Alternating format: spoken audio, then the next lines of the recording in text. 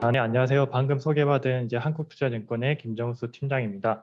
제가 맡은 주제가 이제 성공적인 IPO 추진 사례라고 해서 저는 성공적인 IPO가 무엇인지 먼저 고민을 많이 해봤었는데요. 저는 반대로 생각을 먼저 해봤습니다. IPO를 하는 것 자체가 성공적인 것이다. 왜냐하면 그만큼 IPO를 추진하는 과정에 있어서 많은 어려움이 있고 그 변수도 많이 존재하고 앞서서 이제 김정영 팀장님이라든지 남승수 이사님이 말씀 주신 것처럼 이제 뭐 생각지 못한 이슈로 상장을 못했던 사례도 상당히 많기 때문에 IPO를 추진하는 것 자체만으로도 이제 기업 담당자분들께서도 그리고 주관사 담당자분들도 그만큼 자부심을 느낄 필요가 있을 것 같고요. 저는 아무래도 사례 위주로 설명을 드려야 되다 보니까 좀 더 생동감 있게 전달될 수 있는 내용이 됐으면 하는 바람을 가지고 있습니다. 네, 그럼 발표를 시작하도록 하겠습니다. 네, 먼저 프롤로그로 제가 오징어 게임을 꼽아봤는데요. 네, 오징어 게임은 아시다시피 뭐 전 세계적으로 열풍을 일었습니다. 전 세계 거의 90여 개 국가에서 1등에 이제 오르는 이제 K-드라마의 이제 가장 큰 저력을 보여준 그런 작품이라 할 수 있을 것 같고요. 뭐 달고나 열풍이라든지 또 할로윈에서도 이 의상이 상당히 인기가 있었는데 그게 전 세계적인 트렌드로 자리 잡았던 좋은 케이스라고 볼 수 있을 것 같습니다. 제가 오징어 게임을 보여드린 이유는 결국은 우리나라의 위상이 좀 많이 달라졌다는 부분을 느끼고 있는 건데요. 단순히 이제 K-드라마, K-무비, K-팝과 같은 컨텐츠뿐만이 아니라 지금 여기 계신 분들이 종사하고 있는 다양한 산업에서도 이제 브랜드 K로서 많은 것들을 보여주고 계신 것 같습니다. 대표적인 우리나라 이제 산업이라 할 수 있는 반도체를 비롯해서 이제 지금 뜨고 있는 배터리, 그리고 오랜 기간 동안 인기를 끌어온 K-뷰티도 있고요. 지금 이제 제가 설명드리고자 하는 이제 사례는 이제 K조선에 관한 내용입니다. K조선을 대표하는 기업, 이제 현대중공업, 제가 맡았던 업체고 상장을 추진해서 올해 잘 마무리해서 상장이 됐고요. 다행히 이제 공모가가 6만 원이었는데 지금 현재까지도 한 11만 원대에서 주가가 형성되어 있어서 다행히 그 상장 이후도 잘 진행이 되고 있고 회사도 이제 적자에서 흑자 전환을 했던 업체이기 때문에 의미가 있다고 생각이 듭니다. 그래서 제가 말씀드리고자 하는 콘텐츠는 네 가지로 구성이 되어 있습니다. 우선 현대중공업에 대해서 어느 정도 소개를 드려야 될 것 같고요. 그리고 이제 각 단계별 전략을 말씀드릴 텐데 우선 이제 상장 예비 심사 신청 이전에 이제 해야 했던 이제 시사 단계 그리고 상장 예비 심사를 하면서 있었던 이제 그런 전략들 그다음에 이제 공모 과정에 필요한 이제 세일즈와 마케팅에 대한 전략까지 설명을 드리도록 하겠습니다. 네, 회사 개요에서는 현대중공업이 왜 상장사가 아니었나 하는 의문이 있으셔서 말씀을 드릴 부분이 있고, 그 다음에 회사에 대한 기본적 개요와 재무 현황, 그리고 상장 일정이 어떻게 추진됐는지에 대한 부분을 말씀드리겠습니다. 네, 저희도 처음에 의아했던 부분이었고, 이제 많은 분들도 현대중공업이 당연히 상장사라고 생각하셨던 부분이 많은 것 같습니다. 근데 현대중공업은 이제 두 차례의 이제 계열구조 개편이 있었고요. 2017년에 인적 분할, 그러니까 분할 재상장을 통해서 4개의 상장사로 쪼개지고 이제 기업 지배 구조가 많이 바뀌었었습니다.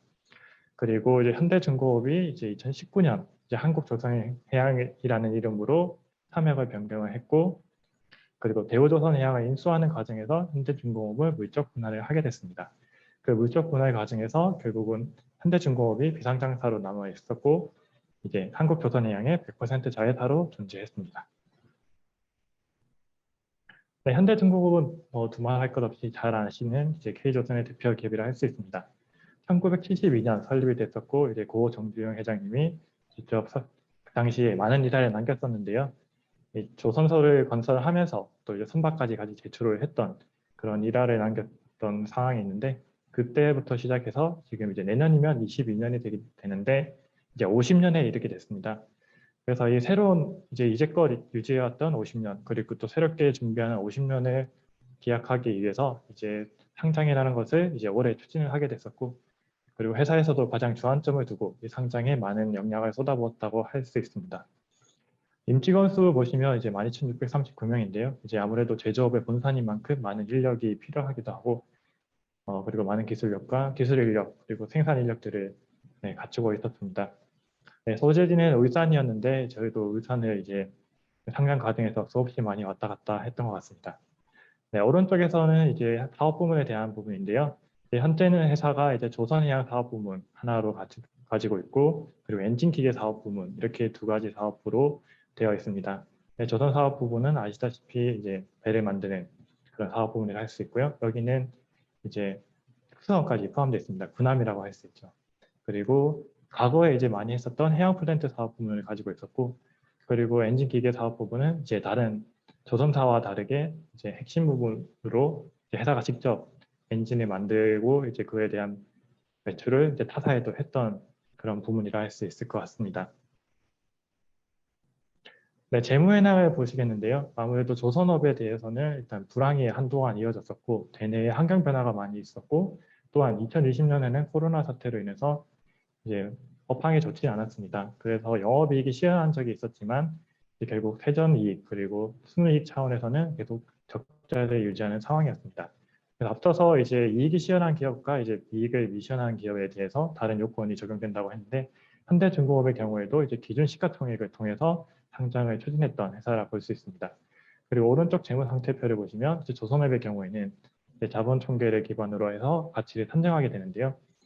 이제 전년도 기준으로는 5조 3,600억, 그 다음에 이제 상장을 공모를 이제 추진했던 당시에는 5조 원 수준으로 이제 상장이 추진이 됐었습니다. 네, 상장 일정은 앞서서 김정혁 팀장님이 말씀을 주셔서 시사 기간을 충분히 확보하라고 말씀을 주셨는데요. 현대중공업의 경우에는 그 기간을 정말 최소화로 해서 그 앞서서 말씀 주신 바를 어떻게 보면 좀 안 맞지 않는 케이스로 추진이 되긴 했습니다. 그래서 이제 상장 자체가 결국은 대표 주관해서 선정부터 시작된다고 본다면 21년 3월 5일부터 시작을 해서 상장이 됐던 21년 9월 17일까지 약 200일이 안 되는 기간에 상장을 했었고 그만큼 당연히 저희도 또 주관사도 그리고 발행사도 많은 어려움이 있었던 것 같습니다. 그래서 일정 자체를 개괄적으로 보시면 이제 선정된 이후 상장 예비심사 신청을 이제 딱 2달 되는 시기에 5월 6일에 했었고 그다음에 예비심사 승인은 앞서서 김정영 팀장님 말씀 주신 것 같이 심사 기간이 좀 더 걸려서 3달 정도가 소요돼서 8월 5일에 승인을 받은 이후 곧장 이제 반기 보고서를 기반으로 8월 11일에 증거 신고를 제출을 해서 이제 9월 17일에 상장하는 되게 타이트한 일정을 소화했습니다. 네, 기업 담당자분들도 이렇게 추진하시기에는 상당히 어려운 부분이 있기 때문에 참고 사항으로만 봐주시고 특히나 주관사 선정부터 기업 심사 단계는 좀 더 기간을 장기적으로 두시고 준비하는 과정이 좀 더 어려움이 없고 변수를 많이 줄일 수 있는 것이 아닐까 생각이 듭니다. 네, 다음은 식사 단계 전략인데요. 이제 첫 번째, 이제 기초를 다지는 과정이라 볼 수 있을 것 같습니다. 여기에서 이제 필요한 것들은 제가 생각했을 때는 이제 회사 자체 내에서도 당연히 전사적 역량을 투입해야 된다는 부분이 있고요. 그 다음에는 주관사와의 원활한 소통을 통해 네, 많은 주관사의 역할을 부여하고 그 역할을 원활히 할 수 있도록 해야 되는 부분이 있을 것 같고요. 그리고 앞서서 이제 김정영 팀장님 말씀 주신 것과 같이 거래소와의 사전 태핑도 많이 중요하다고 볼 수 있을 것 같습니다. 네, 전사적 역량 투입과 관련해서는 지금 이제 어느 정도 상장과 관련된 준비 사항을 제가 나열을 해봤는데요. 남승수 이사님이 말씀 주신 것 같이 이제 재무제표 관련해서 또는 회계와 관련해서도 많은 과정이 필요로 합니다. 기본적으로 지정감사인 감사수검이 필요할 테고요. 현대중공업과 같은 경우에는 2019년에 분할을 했기 때문에 이제 영업활동 기간을 증빙하기 위한 이제 분할 전 재무제표에 대한 검토도 필요했습니다. 그리고 그 이제 증권신고서에 필요한 이제 컴포트 레터도 필요하고요. 회사 현대중공업의 경우에는 이제 미국 이제 마케팅도 수행을 했었기 때문에 이제 OC라고 하는 해외 투자 설명서까지 구비를 하다 보니 이제 컴포트 레터는 좀 더 타이트하게 이루어졌다 볼 수 있을 것 같습니다. 그 와중에 또 이제 금감원 또는 이제 항공회에서 수행하는 재무제표 심사도 수행할 수가 있어서 이 회계적인 측면에서 남성수 이사님도 말씀해 주셨지만 많은 준비가 필요하고 이에 대한 역량을 많이 투입하는 것이 당연하다고 볼 수 있을 것 같습니다. 그리고 지배구조 및 주식 사무 관련해서도 이제 필요한 절차를 거쳐야 되는데요. 앞서서 이제 요건 자체를 설명해 주셨던 것 같이 이제 상법 또는 이제 상장사로서 갖춰야 될 정관에 대한 개정이 필요하고요. 그리고 이사회 구성원 변화, 지배구조 확립이 필요하기 때문에 이에 대한 준비도 필요합니다. 이 앞서서 이 2가지 과정 자체가 결국은 이사회 결의와 주주총회를 거쳐야 되기 때문에 스케줄을 잘 잡아서 진행을 해야 되고요. 그리고 명의기사 대리인 선임, 주식사무위관, 전자증권 도입과 같은 경우도 상장사로서 원활한 주식의 유통을 위해서 필요한 절차이기 때문에 이 부분도 좀 시일을 미리 준비해서 그 스케줄대로 제 로드맵이 잘 진행이 돼야 될 것 같습니다. 그리고 상장 예비 심사 신청과 관련해서는 결국 제출해야 될 대표적인 작성 서류가 네 가지가 있다고 볼 수 있을 것 같습니다. 가장 기본이 되는 상장 예비 심사 신청서, 그리고 주관사가 작성해야 될 200개 질문에 대한 200여 개 질문에 대응하는 DD 체크리스트, 그리고 기업을 실사하면서 실사 내용과 그리고 주요 위험 사항들, 그리고 조건 검토가 이루어지는 기업 실사 보고서, 그리고 경영 자견서까지 포함하면 적어도 한 500페이지 이상의 서류가 작성이 돼야 되다 보니 그만큼 업무가 많이 소요가 되게 되고, 이 내용에는 회사의 전반적인 사항들이 다 담겨 있어야 되기 때문에 상당히 많은 역량이 필요로 합니다. 그리고 이 세 가지 과정이 동시에 맞물리면서 돌아가야 되기 때문에 주관사와의 상의를 통해서 그 일정에 대한 로드맵을 처음부터 잘 설계를 하셔서 진행해야 될 부분이 있다고 말씀드릴 것 같습니다. 물론 아까 말씀드린 바와 같이 전사적인 역량을 투입해서 이 과정을 빠르게 의사결정하시고 면밀한 준비 과정을 갖추셔야 될 것 같습니다. 또 주관사의 소통을 말씀을 드리는데요. 저도 주관사의 입장에서 있기도 하지만 주관사의 역할이 상당히 많이 있습니다. 기본적으로 IPO 제반 업무에 대한 컨설팅 업무가 있고요. 그 각종 서류에 대한 작성 부분도 많은 버든이 작용하는 부분입니다. 또한 거래소를 비롯하여 금감원과의 기관 대응, 또 많은 에너지를 소요하는 부분이고, 그리고 마케팅 과정까지도 수행하는 것이 있기 때문에 회사분들이 어떻게 보면 주관사에 많은 도움을 주셔야 될 것 같습니다. 그리고 접점을 많이 강화하고 최대한 많은 자료와 정보를 제공해 주셔야 저희도 대리인으로서 또는 대변인으로서 그 역할을 충실히 이행할 수가 있고요.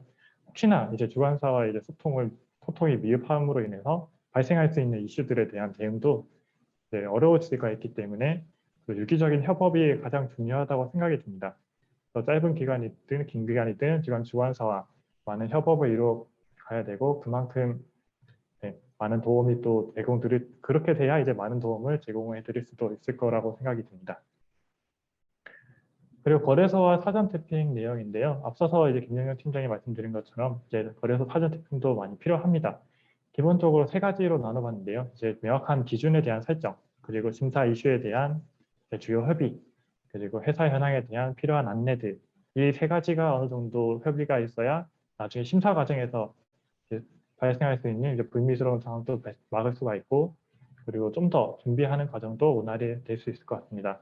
현대중공업의 경우에도 거래소 심사팀과 약 한 3번 정도의 미팅을 했었고, 그 이외에도 많은 컨택을 통해서 사전에 많은 준비를 할 수 있었습니다. 기존 설정과 관련해서는 상장 트랙에 대한 내용에 또 말씀을 주셔야 될 것 같고요. 특히나 대기업 계열사 같은 경우는 계열회사가 워낙 많기 때문에 그 계열회사 범위를 어느 정도로 설정할지, 그리고 재무제표는 어느 정도 작성 기준을 무엇으로 할지, 어떻게 작성할지에 대한 부분, 그리고 신청 전에 제출 서류에 대한 협의도 필요한 상황입니다. 그런 부분에 대한 기준 설정이 필요할 것 같고요. 혹시나 회사가 가지고 계시는, 그리고 주관사랑 협의를 통해서 이 이슈에 대해서는 협의가 필요하다고 생각되는 부분은 거래소와 사전에 협의를 이뤄서 그 사전에 정비해서 오는 과정이 필요합니다. 그래서 관계회사 거래가 있다면 그 관계회사 거래 수준을 어느 정도까지로 제한할지, 그리고 그 관계사 거래에 대해서 어떻게 내부 통제 장치를 마련할지에 대한 부분도 앞서서 김정현 팀장님이 말씀 주신 것 같고요. 이사의 구성에 대해서도 어떤 겸직 이사가 있는지, 겸직 이사가 있다면 어떻게 해소할지, 이런 부분도 미리 사전에 협의를 한다면 좋을 것 같습니다. 그리고 앞서서 기업의 계속성에 대한 설명을 많이 주셨는데, 재무 변동 사항이 어떻고 앞으로 향후는 어떻게 변동이 될 수 있을지, 그런 부분도 협의를 하면 좋을 것 같습니다. 그리고 기본적으로 회사에 대한 내용도 어느 정도 사전에 설명을 해주신다면 거래소 심사팀에서도 실질적인 심사를 시행할 때 좀 더 원활히 할 수 있는 밑거름이 될 거라고 생각이 듭니다. 그래서 이런 기초 작업이 원활히 이루어져야 그 다음에 이루어지는 상장 예비 심사가 좀 더 효과적으로 이루어질 수 있을 거라 생각이 듭니다. 상장 예비 심사 단계에서는 어떤 것이 필요할까 생각했을 때 심사 자료 예측 및 준비가 좀 필요할 것 같고요. 그 자료를 어떻게 효과적으로 만들지에 대한 부분을 제가 예시를 통해서 설명을 드리도록 하겠습니다. 앞서서 거래소 지적 심사 기준에 대해서는 최유리 이사님이랑 김정영 팀장님께서 많은 설명을 해주셔서 특별히 제가 따로 설명드리지는 않겠습니다. 근데 심사 대응 방안과 관련해서는 우선 거래소 심사역분이 심사 요청 자료를 제시했을 때 그 요청 자료의 취지, 그리고 심사의 방향성, 그리고 이 이슈에 대해서 어떻게 논리적으로 구성을 해서 자료를 더 입혀서 설명을 할지에 대한 부분을 미리 사전에 많이 검토가 필요합니다. 단순히 심사 요청 자료가 나왔다고 해서 그 자료의 표면적인 부분만 고려할 것이 아니라 좀 더 면밀하게 이 자료가 왜 필요로 하는지, 이 자료는 어떤 기준에 저촉해서 자료를 요구하시는지에 대한 부분을 좀 더 주관사와 명확히 이해를 할 필요가 있을 것 같고요. 그리고 자료 자체도 결국은 객관적인 데이터를 기반으로 많이 설명을 해야 됩니다. 예를 들면 애널리스트 리포트라든지 국내외 기관 자료라든지 또는 주요 통계 수치를 기반으로 해서 좀 더 객관성을 입증을 할 수 있어야 되고, 그리고 또 회사가 가지고 있는 통계 자료도 뭐 수치적인 정확성을 또 갖추고 사업 데이터에 대한 또 시나리오 분석까지 해서 입체적인 분석이 필요할 것으로 생각이 됩니다.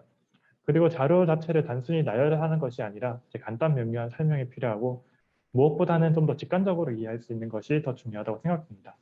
상세하고 많은 내용을 설명하는 것도 의미가 있겠으나 좀 더 이제 명확하고 또 자료를 통해서 쉽게 이해할 수 있는 자료를 만드는 것이 필요합니다.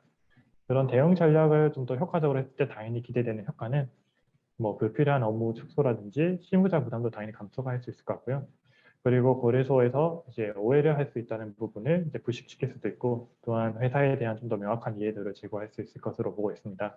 이런 과정이 좀 더 원활히 이루어지지 않았을 경우에는 오히려 심사 진행 속도라든지 심사 기간 자체도 영향을 줄 수 있는 부분이기 때문에 이 대응 전략을 결국 주관사와 잘 협의를 하셔서 자료를 만들고 논리를 제시하셔야 될 것 같습니다.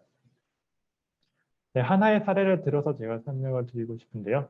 현대중공업의 경우에도 다양한 심사 이슈가 있었으나 가장 큰 이슈로는 당시 원자재 값이 크게 상승을 했기 때문에 그 원자재 가격 상승으로 인한 이제 재무 효과, 그리고 그 원자재 가격은 앞으로 어떤 향방을 보일지에 대한 부분이 상당히 큰 이슈였습니다. 그리고 특히나 현대중공업의 경우에는 조선업의 특성을 가지고 있었기 때문에 회계 처리 부분에서도 나름의 특수성을 갖추고 있습니다. 흔히 말하는 진행률 인식, 매출 인식이라고 할 수 있는데요. 이런 부분에 대해서 설명하기가 어렵기 때문에 저희는 이제 예시를 통해서 설명을 했었습니다. 만약에 회사가 이제 선주로부터 수주를 하고 그 수주 계약을 바탕으로 이제 소요기간, 그 다음에 원가가 어떻게 되는지를 추산한 다음 그 시점별로 어떻게 인식이 되고 그 시기 안에 원자재 가격 변동이 생겼을 때 어떤 식으로 회계적으로 반영이 되는지에 대한 부분을 시나리오로 분석한 내용이 왼쪽에 담겨 있다고 보시면 될 것 같습니다. 그래서 원자재 가격과 결국은 연동이 되는 부분이 이제 공사손실 충당금인데요. 이 공사손실 충당금이 얼마나 산출될 수 있는지 그 부분이 주요 심사 포인트였기 때문에 일단 기본적인 이 설명과 함께 이제 원자재 가격에 대한 면밀한 분석, 그리고 회사에 대한 그 시나리오의 반영, 그리고 그런 부분이 결국은 향후에는 어떻게 변할지에 대한 부분까지 검토를 했던 사항이라 볼 수 있을 것 같습니다. 그리고 마지막에 이제 선제적인 원자재가 세계 반영이라고 했는데요. 이 부분은 공모 과정에서 발생할 수 있는 이슈를 조기에 좀 해소를 했다고 볼 수 있을 것 같습니다. 회사가 이제 반기 재무제표를 기준으로 상장을 했었는데 이제 그 반기 기준으로 충분히 그 선제적으로 원자재 가격을 회계적으로 반영해서 손실을 어느 정도 인식을 함으로써 앞으로 향후에 발생할 수 있는 그런 재무제표 변동을 많이 최소화했다고 볼 수 있습니다. 이처럼 이제 이런 예시를 들고 그리고 시나리오 분석을 통해서 좀 더 명확하게 심사역군과 거래소를 이해시킬 수 있는 자료를 제시할 필요가 있다고 강조를 드리고 싶습니다.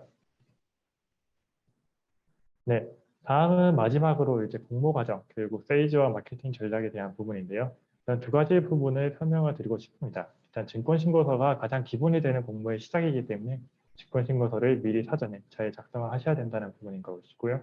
두 번째로 마케팅 포인트에서는 결국은 미래 성장 전략에 대한 부분을 잘 설명해야 된다는 내용이라 볼 수 있습니다.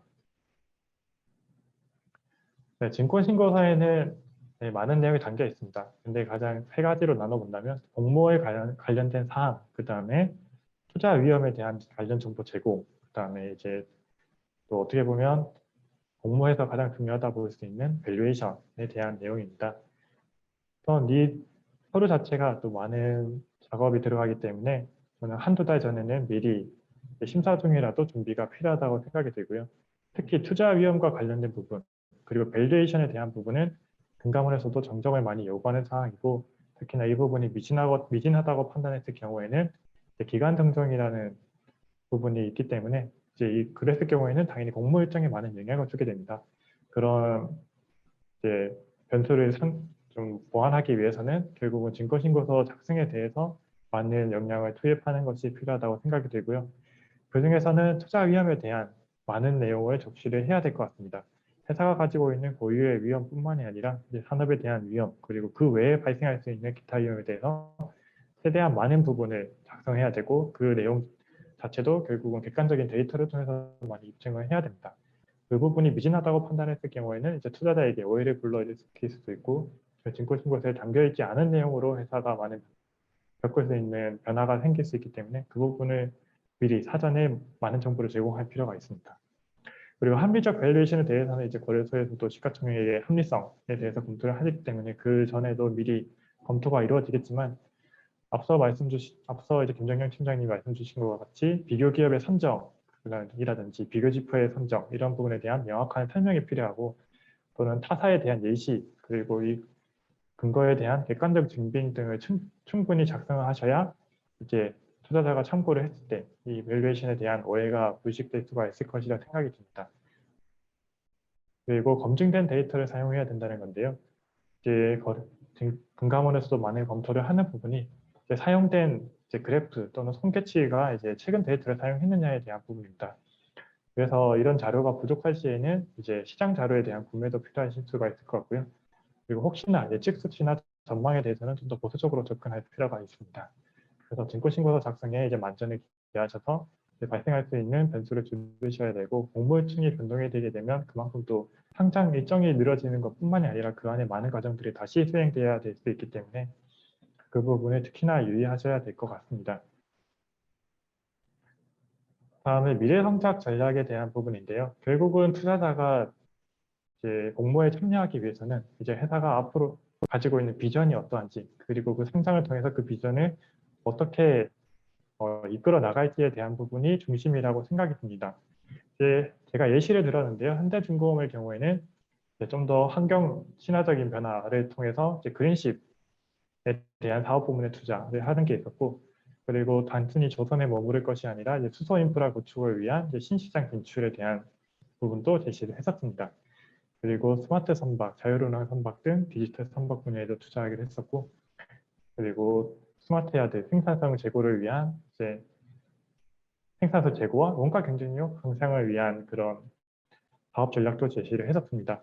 이 사업 전략에 대해서 구체적으로 얼마의 자금을 투입할지, 어느 시기에 그 자금을 투입할지, 그리고 기대되는 효과가 무엇인지에 대해서 현대중공업이 나름 그 로드맵과 명확한 비전을 제시했던 것으로 생각이 됩니다. 그리고 이런 이제 비전의 바탕으로 했을 때 그게 현재 시행이 되고 있느냐는 부분이 특히 쟁점이 될 수가 있는데요. 다행히 현대중공업의 경우에는 공모 진행 과정에서 이제 머스크라는 이제 세계 최대 해운사에다가 이제 메탄올 이제 듀얼 퓨얼 이제 선박을 매출을 함으로써 그 부분을 입증을 해놨던 것도 있습니다. 그래서 결국은 미래 성장 전략에 대한 구체적인 방안과 그리고 그 로드맵, 그리고 그 효과에 대한 부분을 명확히 제시할 수 있어야 결국은 투자자들이 회사의 미래 성장성에 대해서 확신을 가지게 되고, 그 확신을 바탕으로 이제 회사의 가치를 좀 더 명확하게 제시를 할 수도 있을 것이라 보고 있습니다. 네, 여기까지 제가 말씀드린 부분이고요. 이외에도 뭐 다양한 전략도 필요할 수 있겠지만, 그런 부분들은 또 주관사들과 또 많이 상담을 하시고 소통을 하신다면 효과적으로 대응할 수 있는 부분이 있으시리라 생각이 듭니다. 네, 그리고 또 항상 궁금한 사항이 있으시면 언제든지 뭐 저희나 주관사를 통해서 많은 답변을 받으시고 전략을 잘 수립하시기를 기원드리고, 성공적인 IPO 사례라고 말씀드렸지만 IPO 추진하는 것 자체도 저는 되게 큰 일이라 생각을 하고 있고, 지금 담당자분들도 그만큼 중책을 맡으시는 부분이고 그게 또 자부심을 충분히 느끼셔도 되지 않을까 생각합니다. 네, 이상 제 발표를 마치도록 하겠습니다. 감사합니다.